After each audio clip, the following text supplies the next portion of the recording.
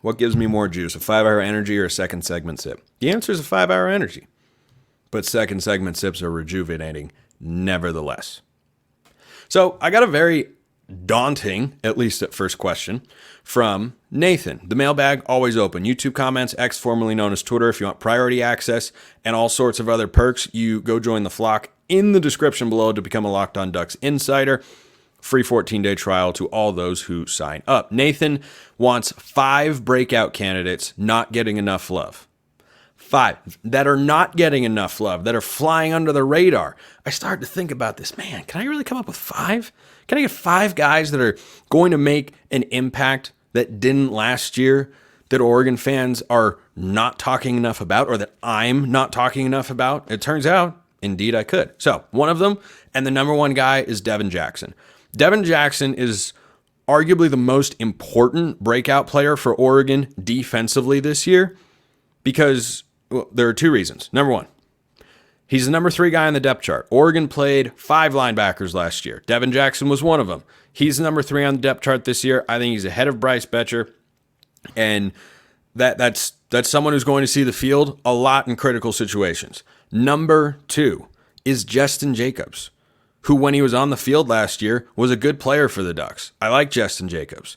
He has an injury history. He was not healthy to begin last season. Once he got on the field, he was able to stay there. But any guy that has an injury history in the past, those sorts of ugly things, unfortunately, can rear their heads again. So one little ding to Justin Jacobs, and Devin Jackson is suddenly one of your starting 11 players on defense. And Dan Lanning had praiseworthy words to say about him in the speed episode of that team out west, because he's one of the fastest guys on the team, which is pretty impressive for a linebacker. And he said over the first couple of years, he was running really fast, but not in the right direction. And now he feels like he's running more in the right direction. If he maximizes his physical traits and becomes the sort of football player that Oregon knows he's capable of being, he'll be Oregon's number 1 linebacker in 2025. I feel really, really confident in saying that, and I think that'd be a pretty good spot for Oregon to be. So that's one guy. Another one, Solomon Davis. Solomon Davis, I believe, led everyone in the spring game in tackles with 7 all the way back in April, has reportedly made the shift from corner to safety, which makes a lot of sense because there are a lot of corners in the room, and there are not as many safeties, and there are a lot more questions at that position. More on that in a moment. And Solomon Davis is not a brand new college football player. And when you go back and watch the plays that he made in that spring game, look pretty good. He looked quite good. And so I won't be surprised if he's someone that is on the 2 deep. And by the way, Jared Mack tweeted out the Oregon quote unquote 2 deep that got released. And it was just everyone in their position in numerical order. That's the 2 deep that we've got going into the first game against Idaho. So, as usual, from Dan Lanning, incommunicado. And we'll just find out which one of the reasons of many that I'm excited to watch the game on Saturday. So, Solomon Davis is one option, or Peyton Woodyard. I think one of those 2 guys, I lean towards Davis because of the experience factor. Woodyard's especially a true freshman. I also, however, have Aaron Flowers on this list. I mean, someone has to be the backup on the 2 deep to Kobe Savage, Oregon's starting free safety, and Tysheem Johnson, who's probably going to start at strong safety. Or, boundary safety, if you prefer. Boundary safety, field safety, call it whatever you like. Those guys are going to have some sort of role. If a guy has to come out for a play, if a guy goes down with an injury, or if a guy is just tired and needs to come out of the game, whatever. Oregon got dinged up in the secondary last year. At one point in time, you had Triquez Bridges and Nico Reed as the 2 starting outside corners. Well, that wasn't what you'd projected going into the year.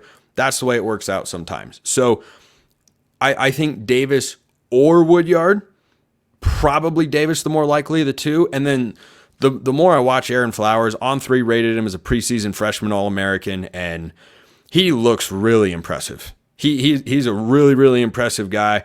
I'd love for him to have, a role. Certainly someone I expect to see at the very least on Saturday against Idaho, but I'm interested to see what happens in that safety room. Because I think this year, they've got a couple of solid starters in Kobe Savage and Tysheem Johnson. Really interested to see what Savage brings to the table at that free safety spot. But going forward, this is a very talented room. But the foundation for who starts going forward and who impresses the coaches, that'll start this season. Charlie Pickard, that's another one. It looks more and more like Charlie Pickard is going to start at center on Saturday. And until Matthew Bedford is able to return and they can slide Poncho back over to the center spot and put Bedford, the Indiana transfer, at right guard, that's a name that Oregon fans have to know. If you are going to Autzen Stadium and you see number 70 snapping the ball back to Dylan Gabriel in the first offensive snap of the season, that's who it is. Former walk-on, Jesuit high school guy, and he had Division I offers, but not a whole lot of Power 4 offers. I think it was Oregon State, and maybe one other, and he ended up being a walk-on at Oregon, and he might be a guy that earns himself a scholarship by the end of the year, depending on how the first few games go. Frankly, either way, if he's being called upon to suddenly be Oregon's starting center. I mean, think about it.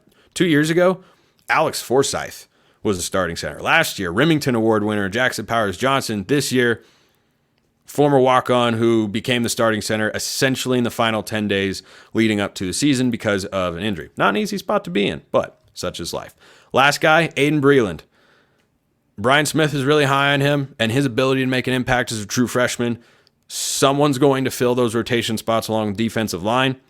I'll lean Aiden Breeden, former 5-star recruit, coming to Oregon this year. Technically a highly rated 4-star, but whatever. He's really good. I think he could have a great Oregon career. We'll see if he is able to carve out a consistent role throughout the course of the season.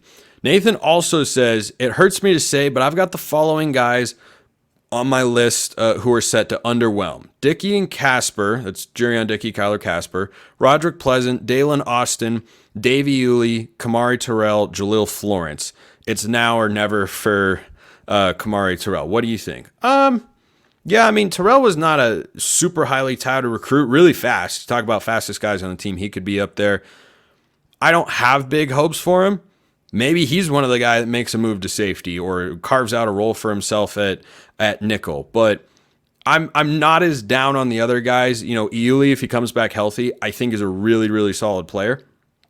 But I think that for the other guys, Jurion Dickey, Kyler Casper, Jurion, by all reports, is the healthiest he's been so far in just his second season. Of course, when he wasn't healthy last year, Kyler Casper, I feel like every time I see a clip of him in a spring game or a practice highlight or that team out west or whatever, he's making a big play and he's flashing the big body that we know he has. But the receiver room is just so good. And we'll see if he does get any sort of opportunity. He'd certainly be a prime transfer candidate if he doesn't have a big role this year. He's stuck around at Oregon this long, though. So he must really like Junior Adams and or really believe that he's going to have his moment in the sun. And look, you're always one injury away from being thrust into a significantly larger role. And I think for Kyler Casper going into his third football season, I'm sure there is a part of him that's disappointed or frustrated that he hasn't seen the field. He hasn't contributed in a major way. I mean, he hasn't caught a touchdown, I don't believe. Going into his third year for the caliber of recruit that he was, that's not what most of us would have expected. I also would have expected him to maybe transfer out if he didn't play a lot last year, which he didn't. So maybe he's playing the long game and knows that he just needed a lot more development. Jurion Dickey, unclear. Just because of the injury factor. The cornerback room, I think Roderick Pleasant is more likely to play than Dalen Austin this year because he could slide into that nickel role. I suppose Austin could if he trains there, but I think Dalen Austin's more of an outside corner, whereas Pleasant can play inside and out, and with his body type, I think fits really well at that nickel spot. And then Jalil Florence, I'm a big Jalil Florence fan. Not sure if he's ready. Injury-wise, I don't know if Jalil Florence is ready. So I could see a couple of those guys underwhelming compared to their potential, but they're not going to underwhelm me compared to my expectations for them.